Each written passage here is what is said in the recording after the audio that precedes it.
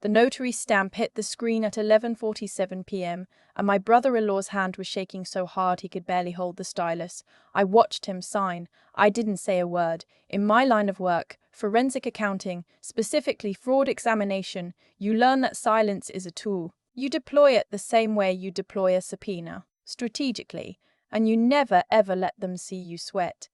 But inside, something had already gone quiet. Not the scared kind of quiet. The kind that comes after a long war when you finally see the white flag. Let me back up. My name is Adrienne. I'm 31 years old. I hold a CFE certification, certified fraud examiner, and for the last 6 years I've spent my days following money that doesn't want to be found. I'm good at it. I find the numbers that don't belong. I trace the transfers, I read the contracts, I follow the paper trail until it leads somewhere ugly. And then I document everything. I never imagined I'd have to do that to my own family. I grew up in a 2-story house in Columbus, Ohio, the younger of 2 kids. My brother, I'll call him by his role because that's what he became to me, just a function, not a person, was 3 years older, and from the time I could walk, I understood that the rules were different for him. He got the car at 16. I got a bus pass. He got a college fund. I got told that scholarships existed for a reason. He failed out of Ohio State his sophomore year after a gambling problem swallowed his financial aid, and my parents took out a second mortgage on the house to cover his debts. When I graduated summa cum laude from the same school 4 years later, they came to the ceremony, took a photo, and asked if I was going to help chip in on the mortgage since I was doing so well. I was 22. I was making $34,000 a year as a junior associate at an accounting firm. I helped anyway. For years I helped, not because I expected anything. I helped because that's what you do when you love people, even when the love is mostly one-directional.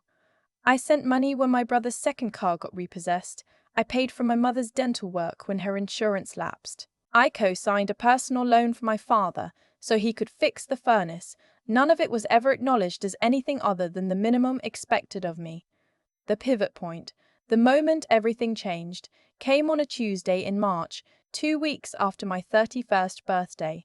My grandmother called me, not the family group chat, me, specifically on my cell at 7 in the morning. She was 83 and sharp as a tack, and had been watching my family with the quiet, careful eyes of someone who had lived long enough to see patterns complete themselves. "I need you to come see me," she said. "Alone. Don't tell your mother." I drove the 40 minutes to her house in Westerville that afternoon. She was sitting at her kitchen table with a manila folder and 2 cups of coffee, and she slid one across to me before she even said hello. "I've been watching what your parents have done to you," she said, "for a long time." I didn't say anything. I wrapped both hands around the mug. "Your grandfather and I built something together," she continued. "When he passed, he left the decisions to me. I've made mine." She opened the folder. Inside was a cashier's check made out in my name. $400,000. I stared at it for a long time. "Grandma, it's yours. It was always going to be yours. Your grandfather wanted you to have it when you were ready. I think you've been ready for a while." She folded her hands on the table. "I also think that if your parents find out before that check is in a bank account with your name only on it, you will never see a dollar of it." She knew. She'd always known. "There are conditions," she said. "You invest it or you use it to build something real. You don't give it to anyone who hasn't earned it, and you take care of yourself first for once." I nodded. I couldn't speak. "Now go straight to your bank," she said. "Don't stop at your parents' house. Don't answer the phone if they call before it's deposited." I hugged her for a long time in the doorway. Then I got in my car. I didn't make it to the bank. I was 12 minutes from my grandmother's house when my phone lit up with my mother's name. I let it go to voicemail. Then it rang again. Then my father called.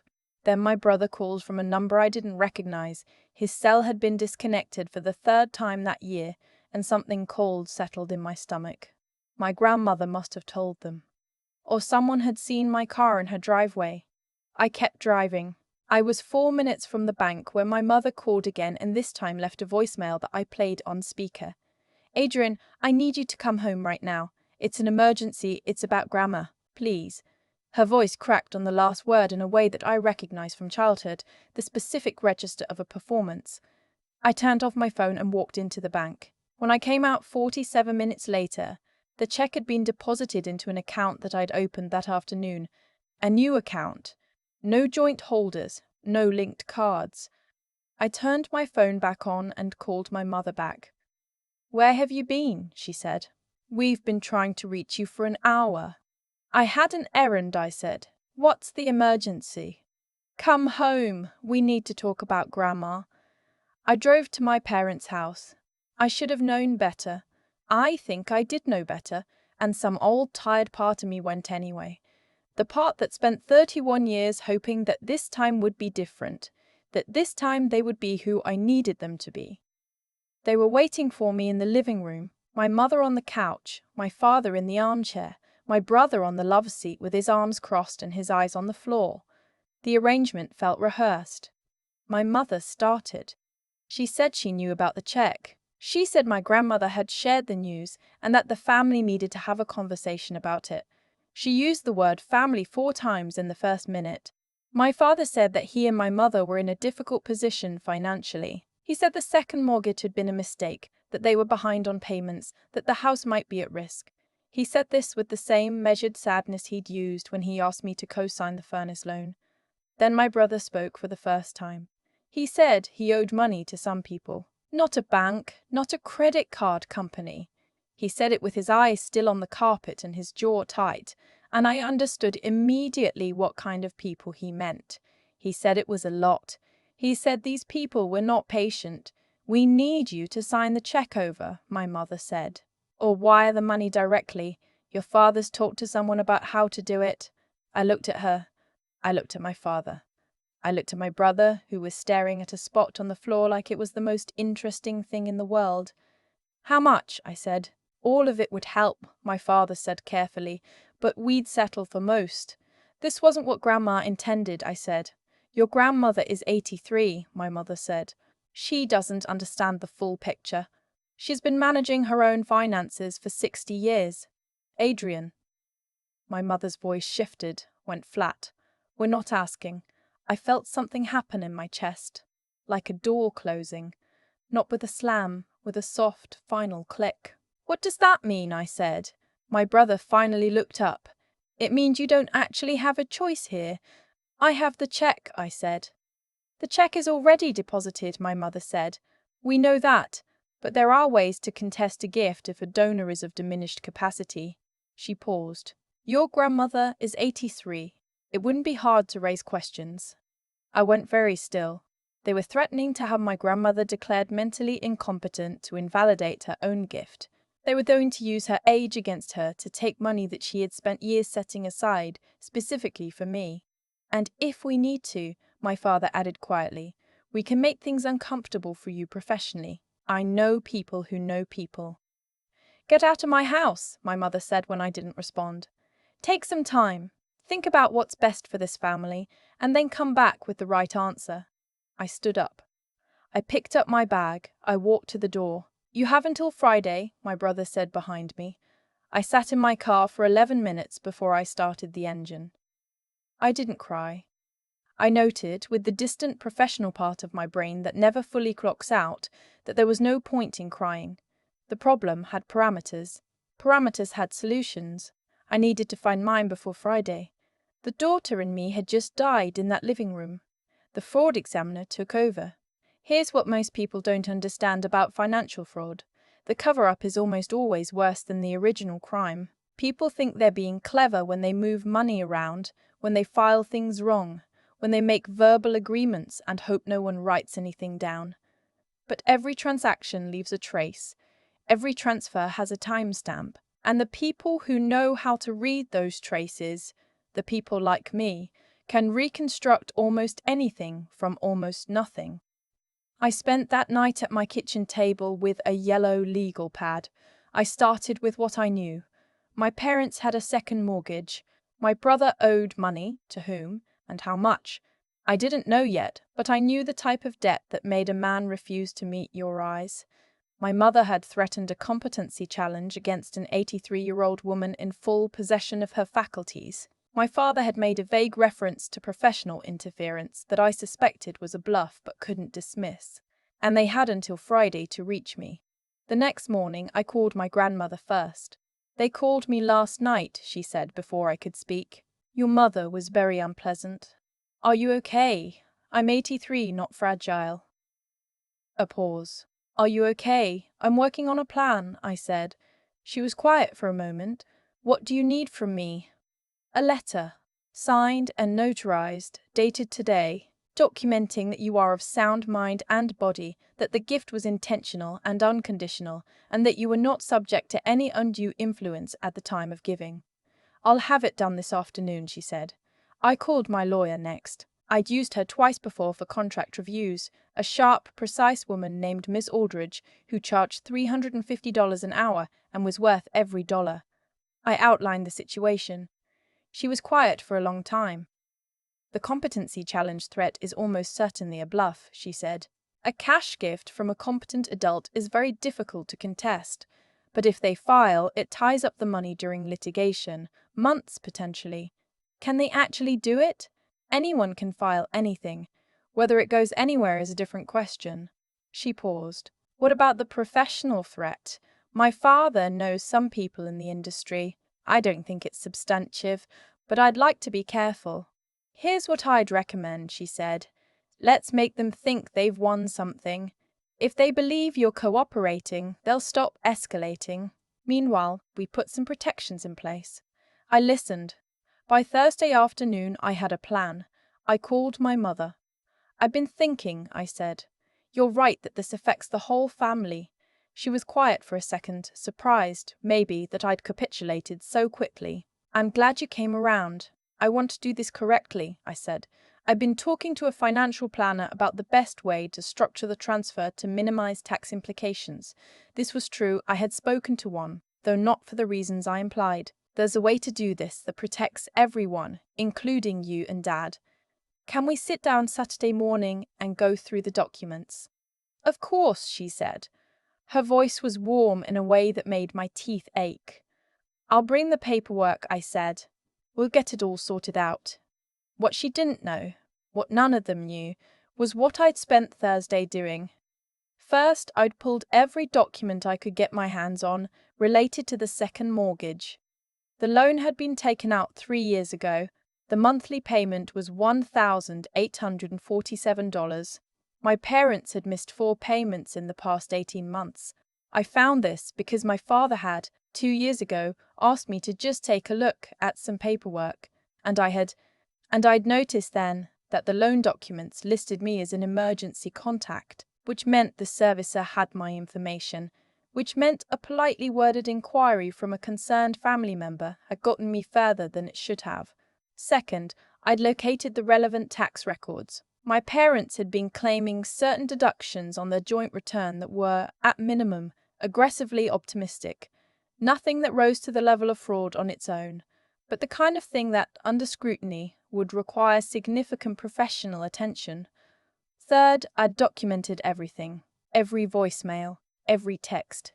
The specific language my mother had used about the competency challenge, the specific language my brother had used about not having a choice, the timestamp on every call. Saturday morning, I arrived at my parents' house at 9 with a leather folder and 2 cups of coffee from the place on Fifth that my mother liked. My brother was there. I hadn't expected that, but I'd prepared for it. We sat at the dining room table. My mother had put out a fruit plate. The performance of normalcy was almost impressive. "So," my father said, "you've thought about our situation." "I have," I said. I opened the folder.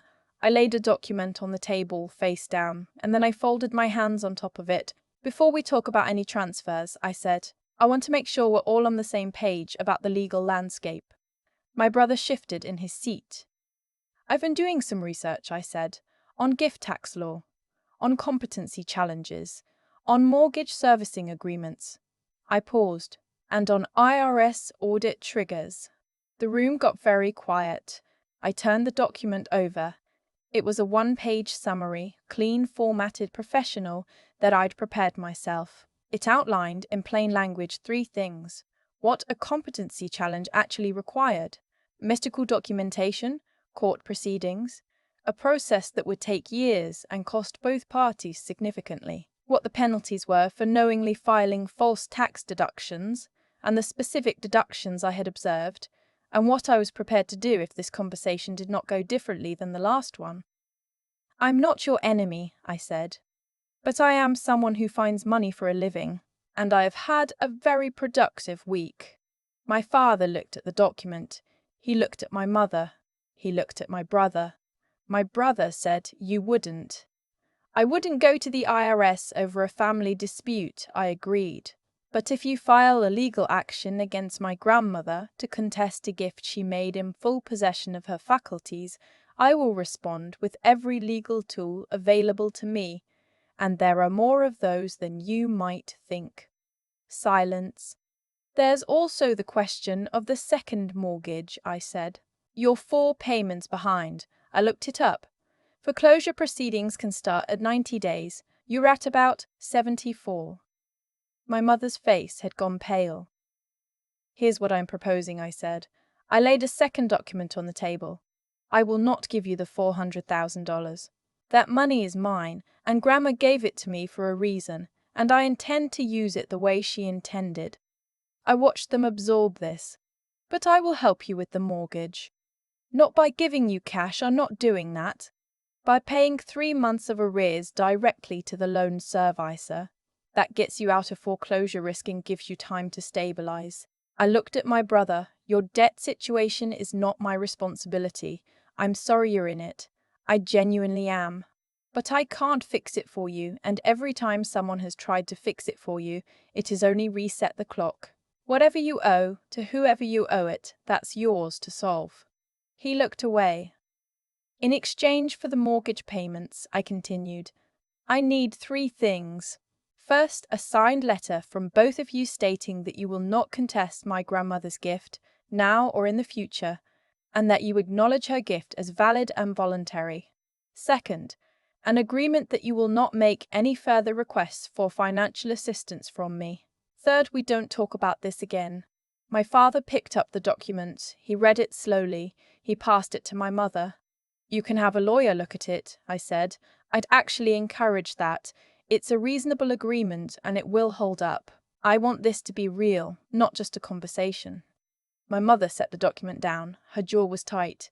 "You're making us sign something. You were going to make my grandmother sign something," I said. "Or have a court do it for her." "Yes, I'm making you sign something." Another silence. Longer this time.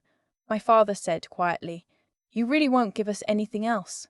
"I will pay 3 months of mortgage arrears directly to the servicer.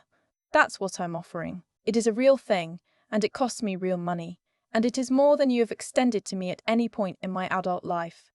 My mother reached for the pen. My brother stood up and left the room.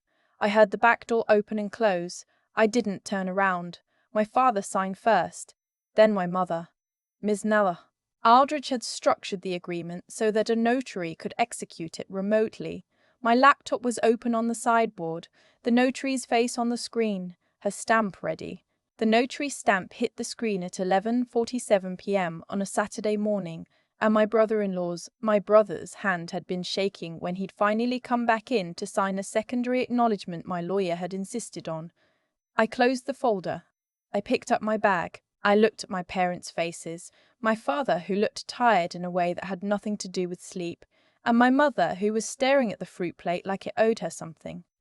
"I'll call the servicer Monday," I said. "The payments will post within 5 business days." I walked to the door. "Adrienne," my mother said. I stopped. I didn't turn around. She didn't say anything else. I let myself out. In the months since that Saturday, I've moved twice. First to a short-term rental while I figured out what I wanted. Then to a 1-bedroom in a neighborhood I love, with a balcony that faces east so I get the morning light. I used part of my grandmother's gift as a down payment. The rest is in a diversified portfolio that a real financial planner helped me put together. Not because I couldn't do it myself, but because it felt important to have someone in my corner for once.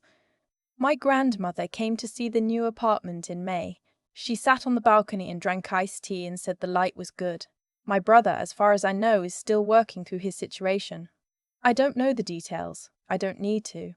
My parents made the mortgage payments on time for 3 months after I paid the arrears. Then they missed another one. That's not my problem anymore. I mean that without malice. I mean it. The way you mean it, when you finally understand that some fires will keep burning no matter how much water you carry to them, and the kindest thing you can do, for them and for yourself, is to put down the bucket and walk away. Miss Aldridge sent me a card when the agreement finalized, handwritten, which I didn't expect. "You handled that with real precision," she wrote. "Most people can't separate what they feel from what they need to do. You did." I taped it to my refrigerator. It's still there. The morning I signed the lease on my apartment, I stood in the empty living room with the key in my hand and let myself feel, for the first time in a very long time, that I had built something that no one could take from me. Not a house. I didn't own the building. Something smaller and harder to name. The knowledge that I had been tested and I had not broken, and I had not become what they needed me to be. I burned the exit route so they couldn't follow, and every morning when the light comes through the east-facing window, I am grateful I did.